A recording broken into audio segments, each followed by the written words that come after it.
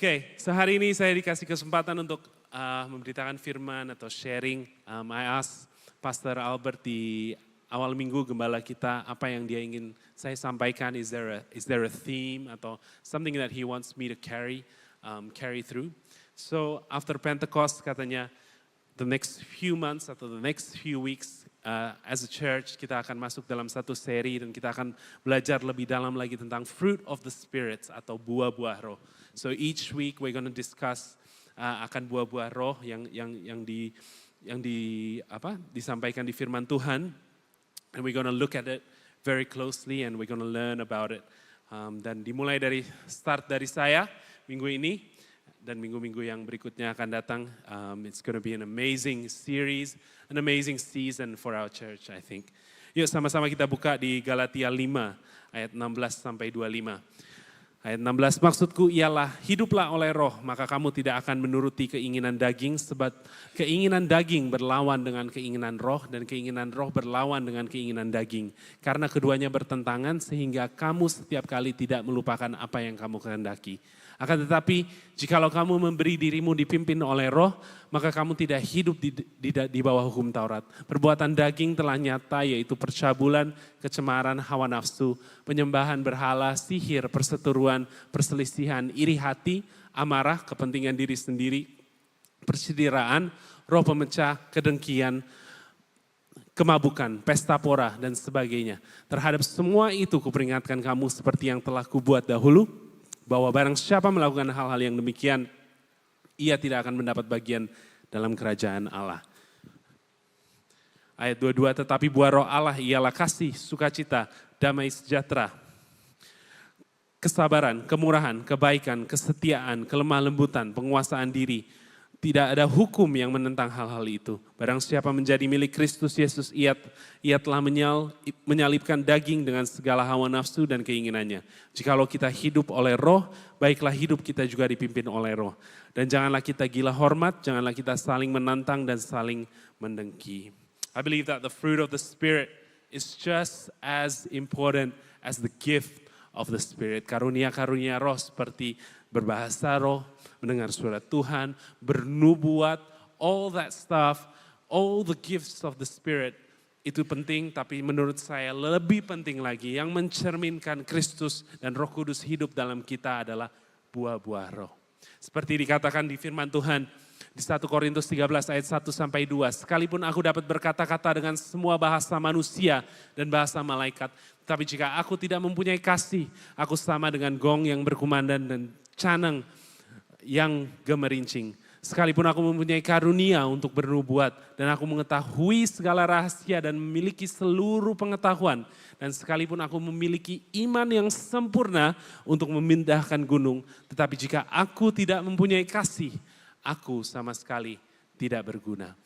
And in the Message version dikatakan, if I speak with human eloquence and angelic ecstasy but don't love, I'm nothing but the creaking of a rusty gate.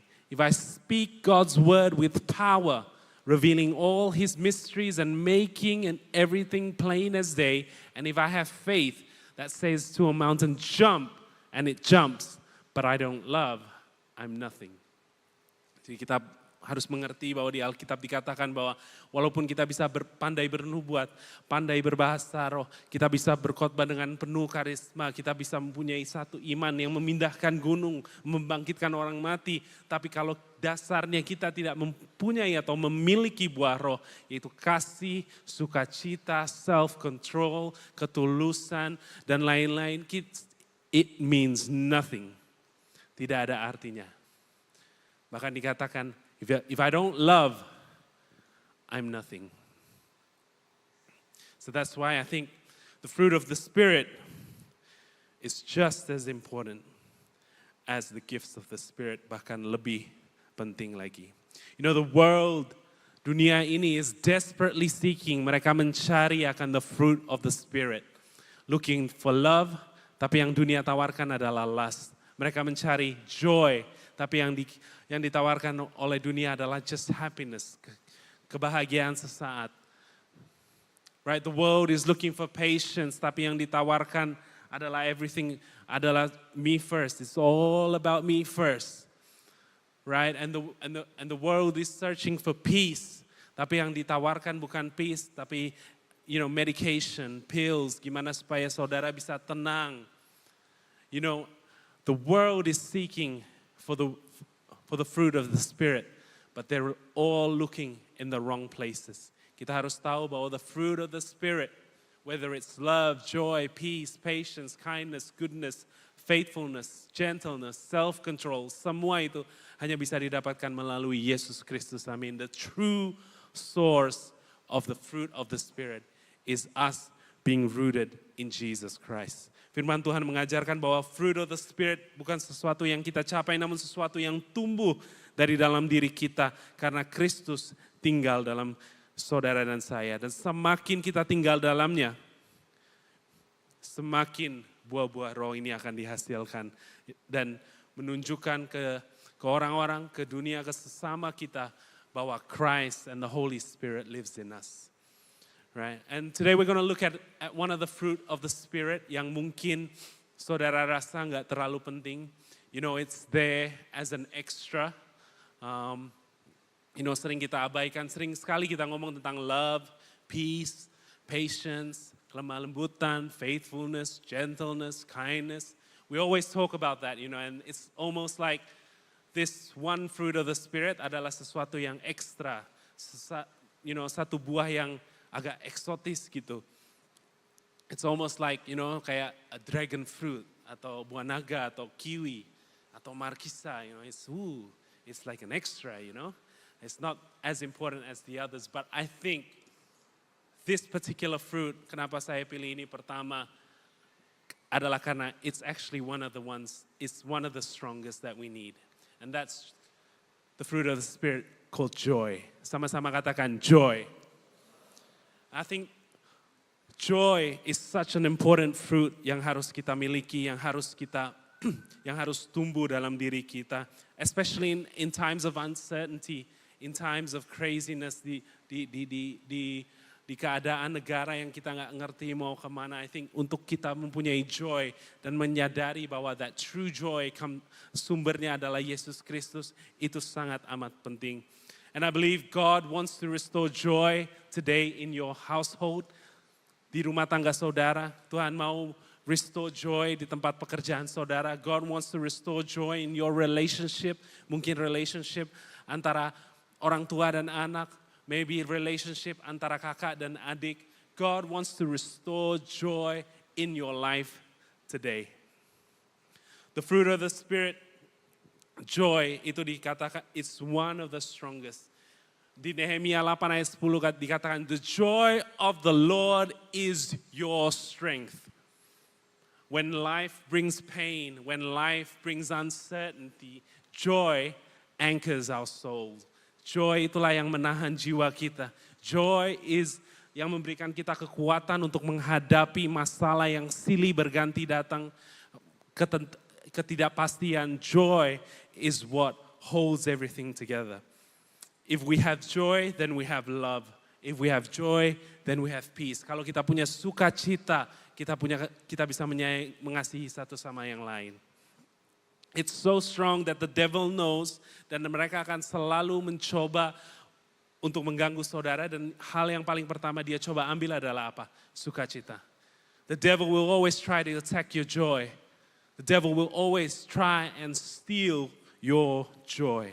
Makanya itu the enemy gak mau saudara dan saya dapat memproduce buah sukacita ini. Karena dia tahu, because without joy, kita sama-sama lemah. Without joy, then kita nggak bisa menghadapi masalah yang ada di depan kita.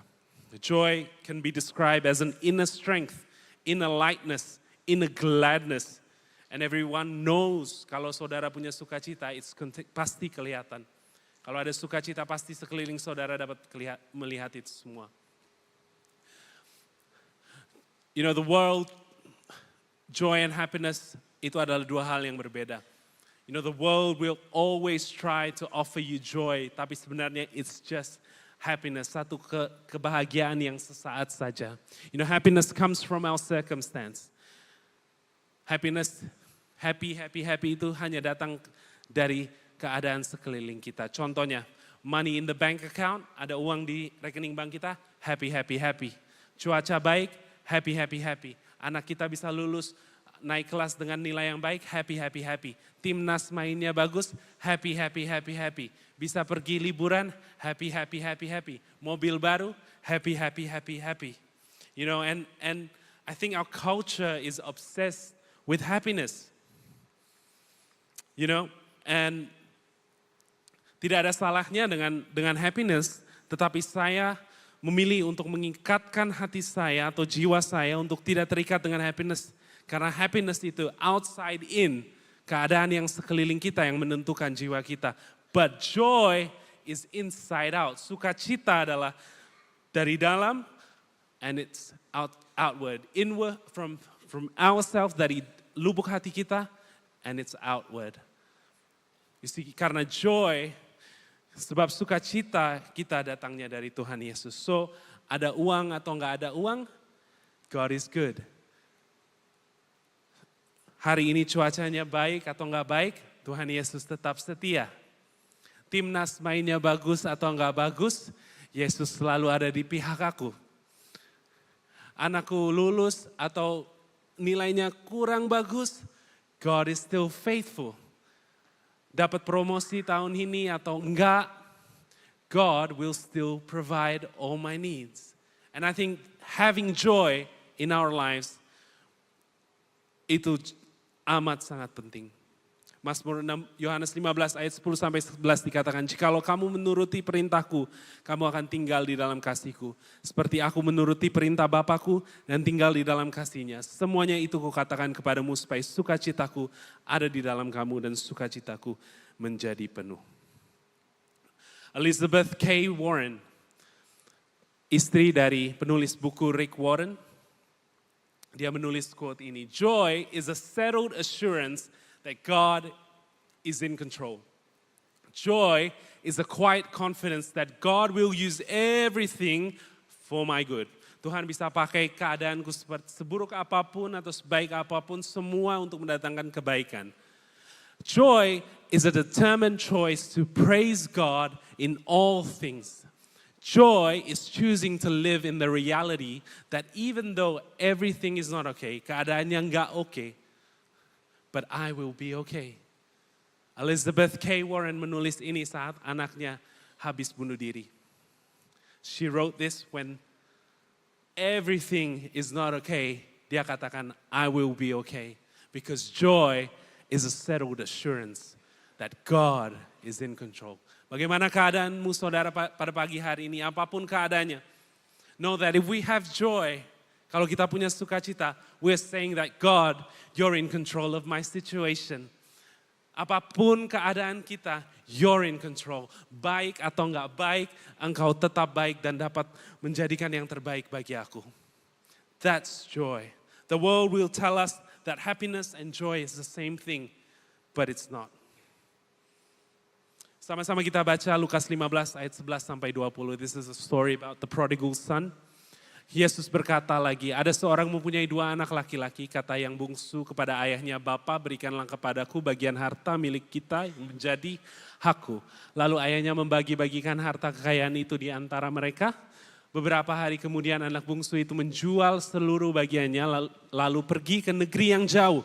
Di sana ia memboroskan harta miliknya dengan hidup berfoya-foya. Setelah dihabiskan semuanya, timbullah bencana kelaparan di dalam negeri itu dan ia pun mulai melarat. Lalu ia pergi dan bekerja pada seorang majikan di negeri itu. Orang itu menyuruhnya ke ladang untuk menjaga babinya. Lalu ia ingin mengisi perutnya dengan ampas yang menjadi makanan babi itu. Tetapi tidak seorang pun yang memberikannya kepadanya. Lalu ia menyadari keadaannya, katanya, betapa banyaknya orang upahan Bapakku yang berlimpah-limpah makanannya, tetapi aku di sini mati kelaparan.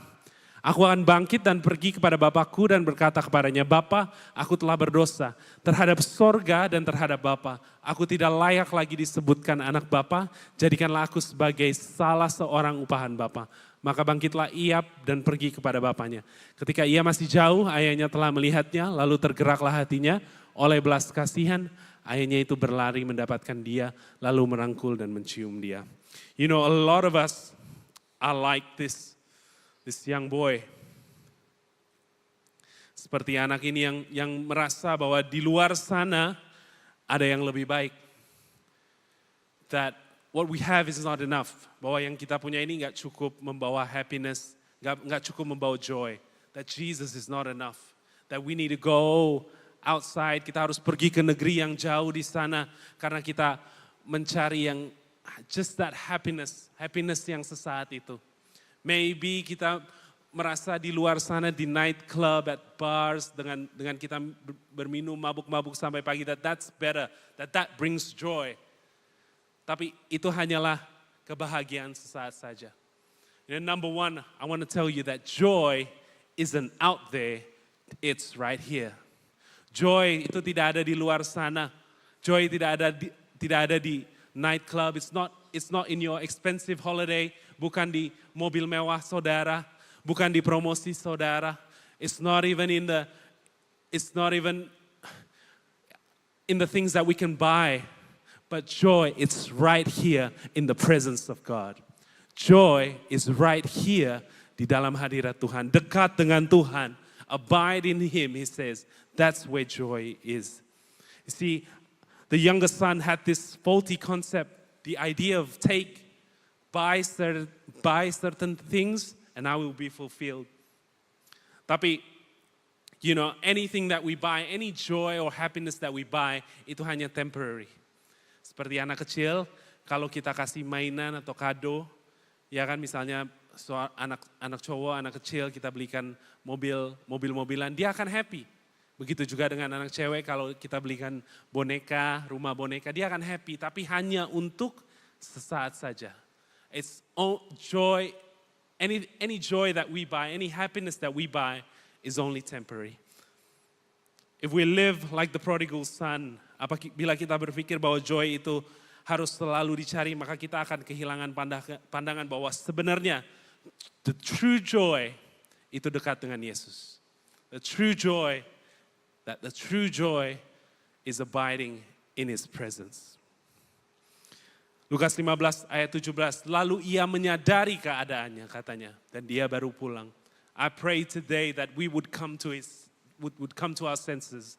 I pray today bahwa kita dapat menyadari, kita juga menyadari bahwa joy is not out there, joy is in His presence. Abiding di dalam hadirat Tuhan brings life and joy.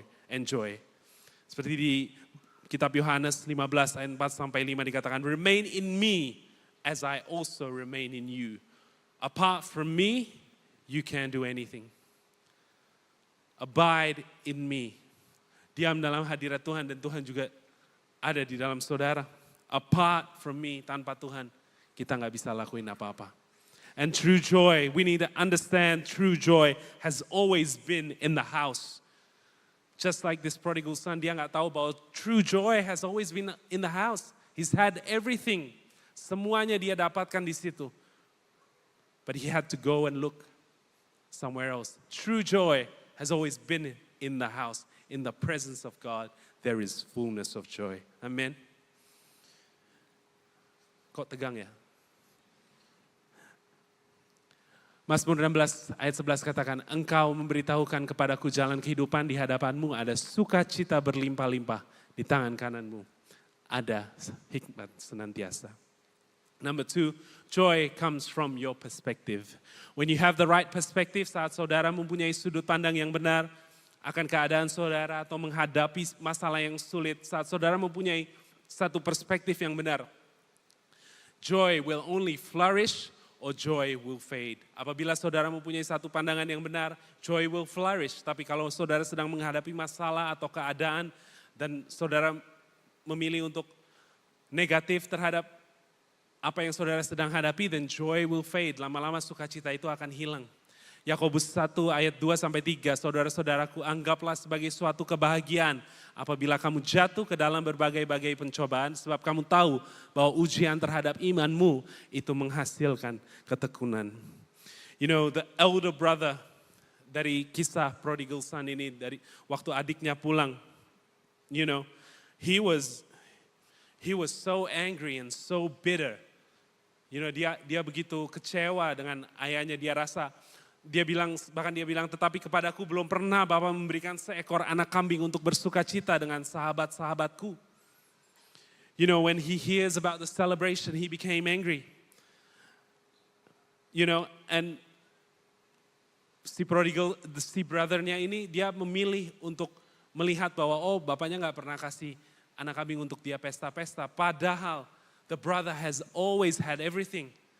He's had the father's presence, ayahnya yang gak pernah ninggalin dia. He's had the father's estate, dia tinggal di rumah bapaknya yang begitu luar biasa. He's had the father's love, dia sudah mendapatkan kasih dari ayahnya. He's even have the father's inheritance, warisannya itu udah pasti diberikan kepada dia juga. Tetapi dia mau memilih untuk fokus pada hal yang dia nggak punya, yaitu seekor kambing, atau nggak pernah diberikan kesempatan untuk bersuka cita dengan sahabat-sahabatnya. You know, and he's only seeing what is missing, and itu bukan satu sikap rasa ucapan syukur. You know, kita harus belajar bahwa joy comes from our perspective. Perspektif apa? Perspektif kita mau datang ke hadirat Tuhan dengan ucapan syukur, memandang setiap masalah, tantangan di dalam hidup ini dengan ucapan syukur, atau kita mau memilih untuk to face it with grumbling, dengan rasa nggak puas, rasa nggak senang hati. Saya coba kasih contoh yang mungkin lebih bisa diaplikasikan. Maybe this happened to you di 2 jam terakhir ini. Saudara bangun pada pagi hari. Yang pertama ya, saya kasih contoh, kita memakai lensa kacamata grumbling. Gak puas dengan apa yang Tuhan udah kasih. Saudara bangun pagi, saudara sakit pinggang, aduh encok nih, aduh sakit nih. Harus bangun pagi pula lagi ke gereja, aduh. Ini kan hari Minggu ya, sebenarnya harusnya kita bisa tidur dan bangun lebih siang. Aduh, aku ya siap-siap udah deh mau sarapan. Coba lihat ada Indomie enggak? Aduh, Indominya sih ada, tapi telurnya enggak ada. Gimana sih ini orang yang makan telur terakhir kok dia enggak mau beli? Kok dia biarin aja kosong? Aduh, aku berangkat dah ke gereja aja deh. Di tengah gereja dia kena macet. Aduh, macet lagi, mau ke gereja aja macet. Ini ada apa sih? Ada acara apa sih di GOR? Masa? Ya iya, kejuaraan taekwondo setiap minggu. Aduh, pasti ini aku nggak dapat tempat parkir. Betul aja dia nggak dapat parkiran di basement karena dia datangnya agak mepet. Dia harus parkir di seberang sana, di tempat parkir yang baru. Aduh, grumble lagi dia. Aduh, ini parkiran jauh, harus jalan ke gereja, panas. Mana panas lagi, kita disuruh jalan, mau masuk ke gereja aja ngantri. Disapa oleh Asher, disenyumin. Dia dalam hatinya, aduh pakai senyum-senyum lagi nih. Asher kok semua genit-genit sekali sama saya sih, pakai senyum-senyum. Masuk ke hall, ada yang duduk di kursinya.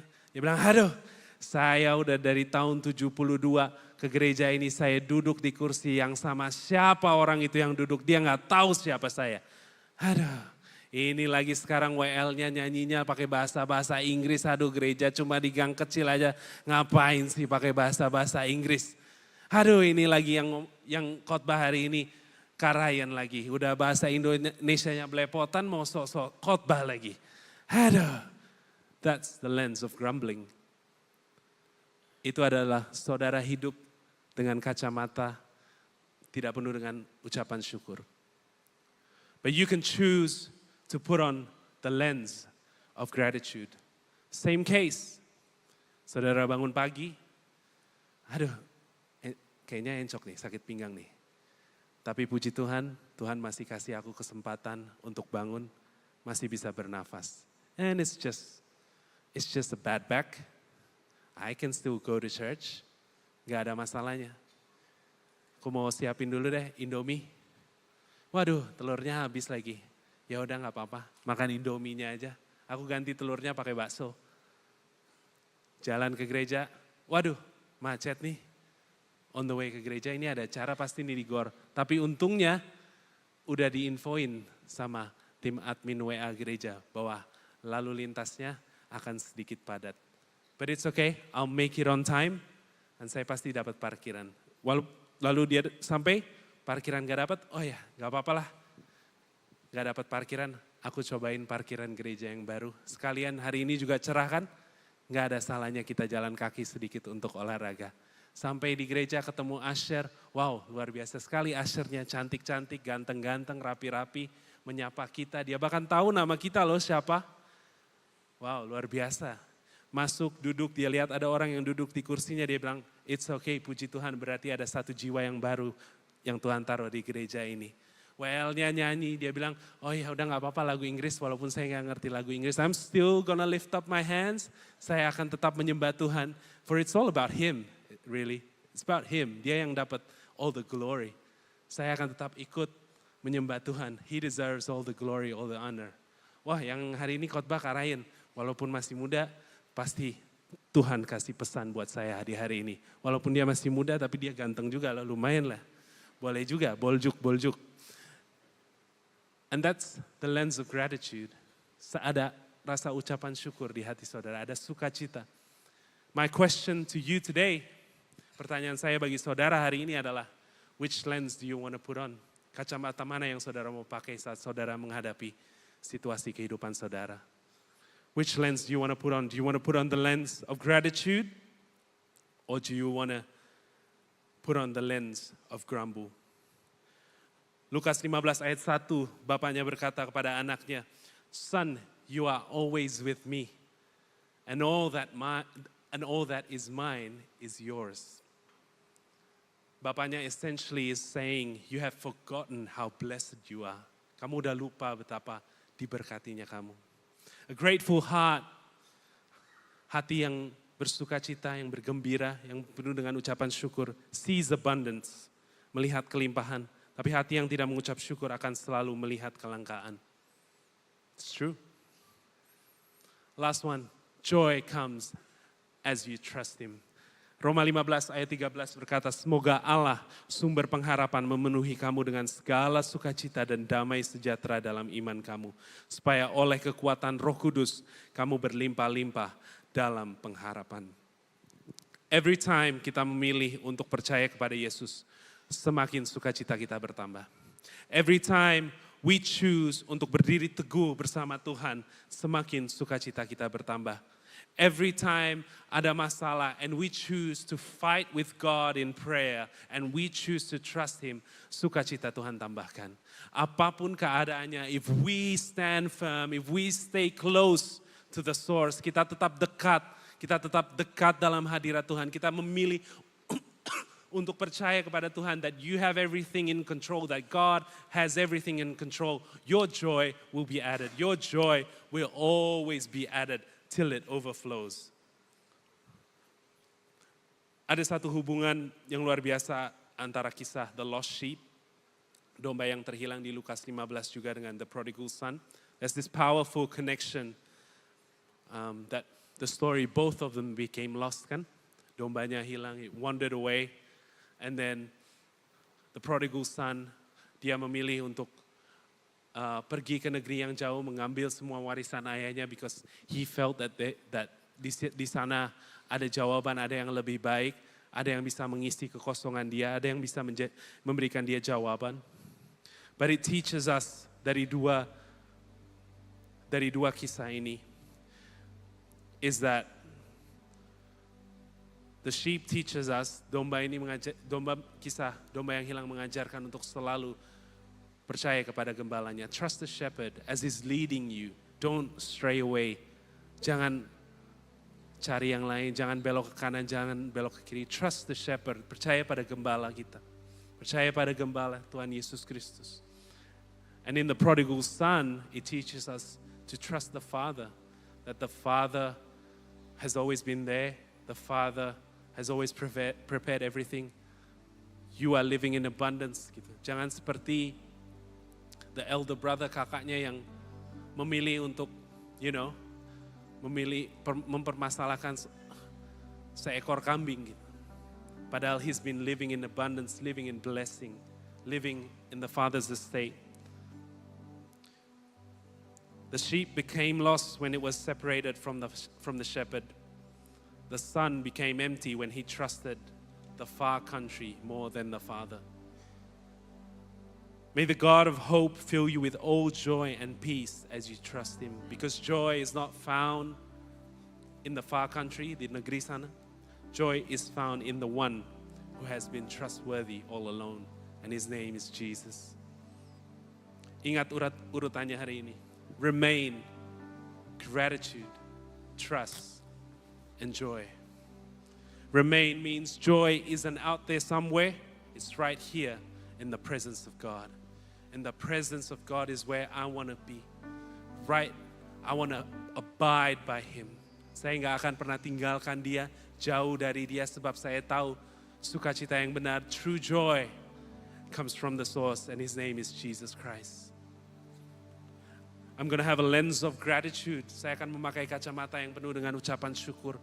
Bukan kacamata yang penuh dengan kemarahan, penuh dengan komplain. Karena joy, sukacita, comes from our perspective. How we look at things, how we look at when we face hardship. Joy will come from our perspective.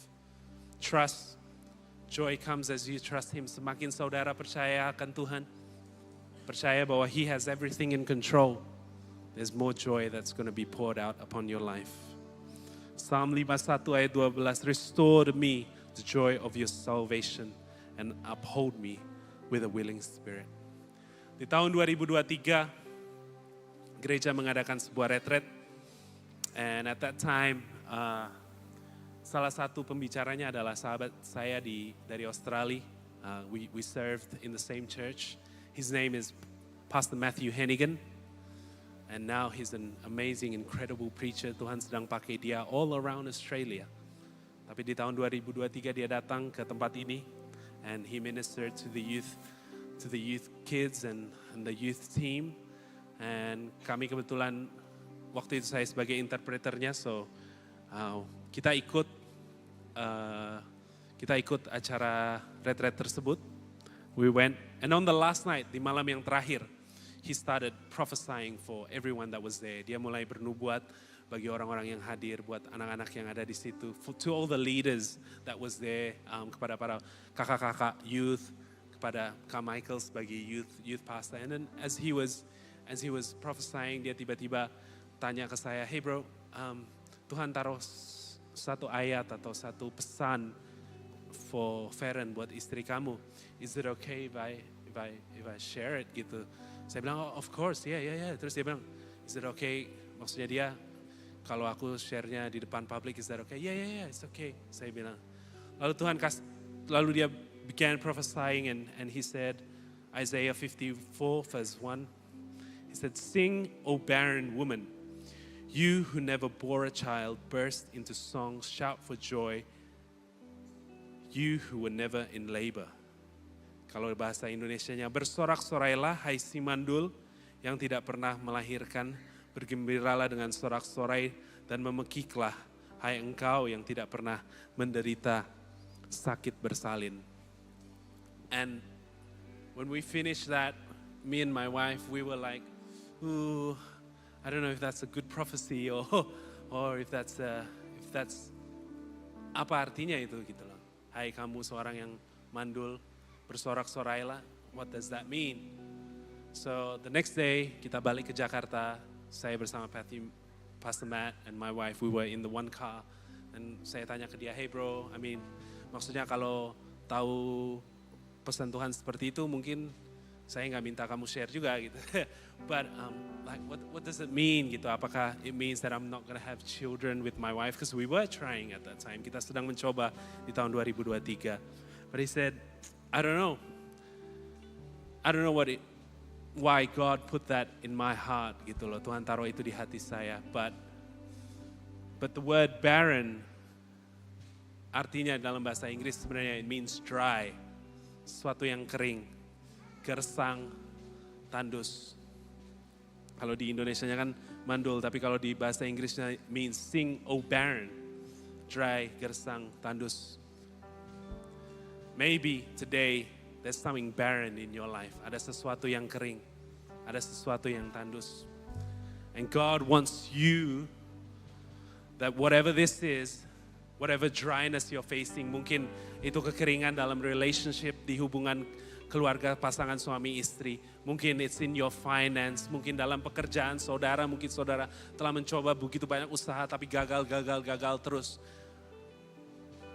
I think God wants to say, you are to sing over your barrenness. You are to sing over apa yang saudara sedang hadapi. You are to shout for joy akan apa yang saudara hadapi. Mungkin kesannya nggak enak hari ini. Maybe it's dry, gersang. Maybe you're walking in a valley, in a season of uncertainty. But God says, sing, oh you barren woman. Sing and shout for joy. Bersorak-soraklah dengan penuh sukacita. Because you serve a God of the impossible. You serve a God of hope. Not a God of wrath, not a God of anger, but a God of hope. God filled with hope. Nah, datang tahun 2024, kita istri saya hamil dengan putri kami, and we were filled with joy, man.